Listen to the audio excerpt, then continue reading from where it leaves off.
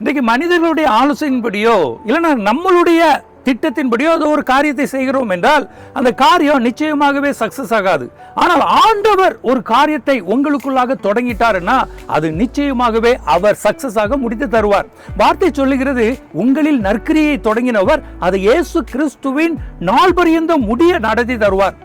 அப்ப நம்முடைய வாழ்க்கையில ஆண்டவர் ஒரு திட்டத்தை தொடங்கினார்னா அது முடியாமல் போகுது என்று சூழ்நிலை வருகிறது என்றால் இன்னைக்கு நாம ஆண்டவருடைய கரத்தில் அடங்கி இருக்கோமா என்பதை நம்ம சிந்தித்து பார்க்கணும். ஒரு விதையை நம்ம விதைக்கிறோம், அது வேறு விட தயாராகத்தான் இருக்குது.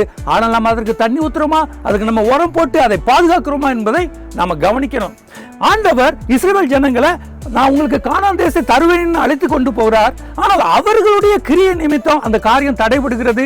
ஆனாலும் அவர் விட்டு விட்டாரா? இல்லை. அந்த ஜெனரேஷன் முடிஞ்ச அடுத்த ஜெனரேஷனை அந்த கானான் தேசத்துக்குள்ள அழைத்து சென்று அவருடைய திட்டத்தை நிறைவேற்றுகிறார். இன்னைக்கு உங்களுடைய வாழ்க்கையில் ஆண்டவர் ஒரு திட்டத்தோடு ஒரு காரியத்தை தொடங்கினார் என்றால் அந்த காரியத்தை நிச்சயமாக நடத்தி தருவார். அதுல ஏதாவது பிரச்சனை வருகிறது என்றால் நம்மை நாமே அலசி ஆராய்ந்து பார்க்கணும். நம்ம ஆண்டவருக்கு விருப்பமான பிள்ளைகளாக இருக்கிறோமா என்று ஆராய்ந்து பார்த்து அவருக்கு நம்முடைய வாழ்க்கையை அர்ப்பணிப்போம் என்றால் நிச்சயமாக அந்த காரியத்தை அவர் முடித்து தருவார். God bless.